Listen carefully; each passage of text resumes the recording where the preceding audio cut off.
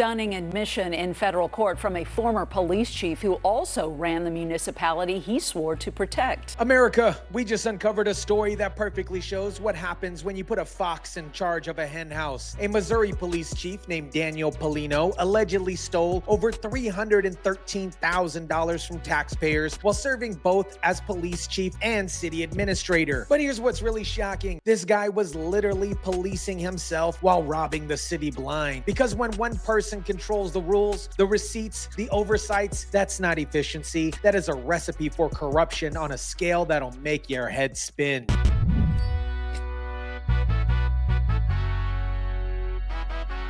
One alleged charge was for $3,956 and change payable to cheap Caribbean vacations. What is up, guys? Tyson De La Cruz here. Thank you so much for rocking with me. This story out of Velda City, Missouri is exactly why we need accountability and transparency in our government. When officials think they're above the law, this is what happens to our tax dollars. Let's jump into the corruption scandal that destroyed this entire town. Think about this for a second, guys. Daniel Paulino was a police chief responsible for stopping crime and city administrator in charge of the budget. That's like making a bank robber the head of bank security. For over a decade, this man watched over the city as police chief and eventually became the city administrator as well. His reported salary was $95,000 a year for a town with about 1,200 people. 1,200 people. And get this, 20% of those residents live below the poverty line. A stunning admission in federal court from a former police chief who also ran the municipality he swore to protect. It was quite a moment in court seeing a former police chief who for years spoke out against police officers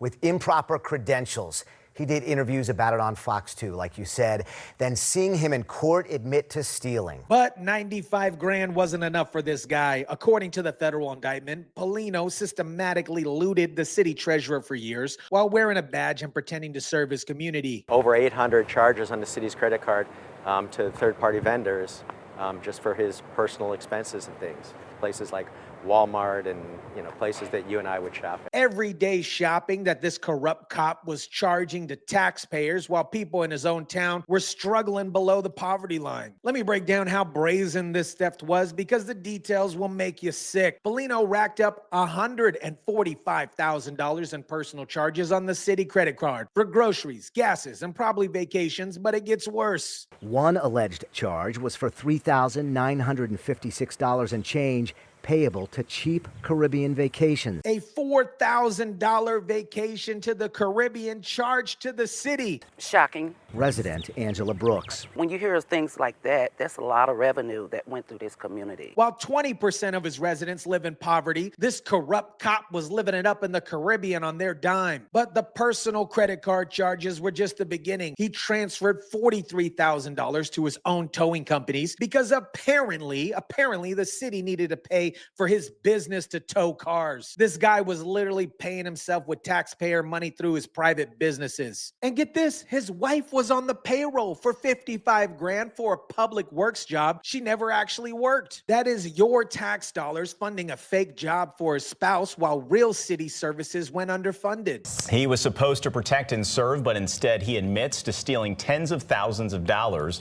Former Velda City Police Chief Daniel Paulino pleaded guilty in court today of defrauding the government of at least $158,000.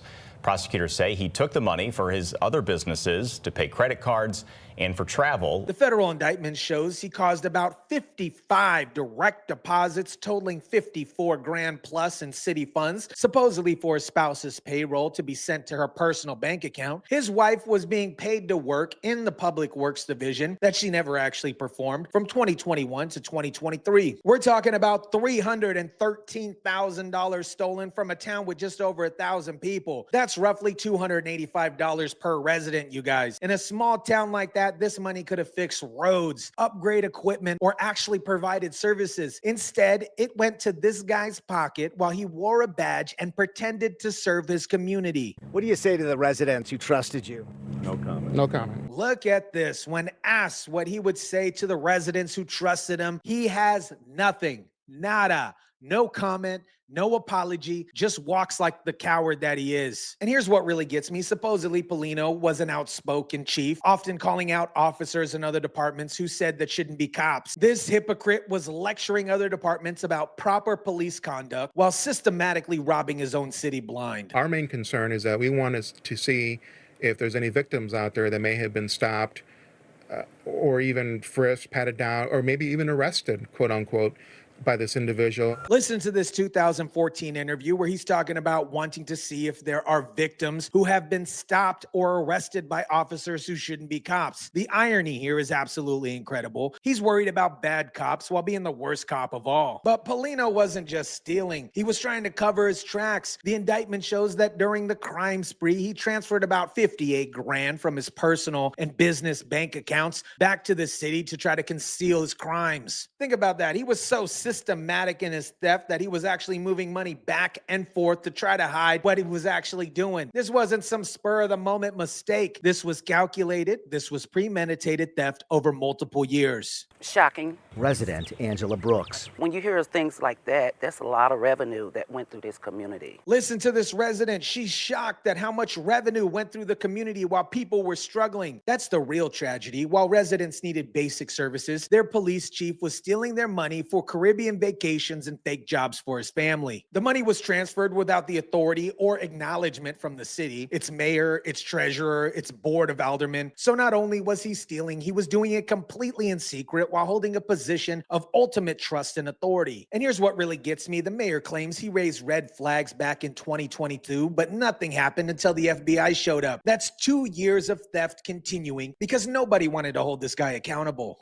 Paulino's former Velda City Police Department is now closed. Officers walked off the job last March as police services were contracted out to a different department. People are breaking in right across from the police department. Yolanda lives nearby.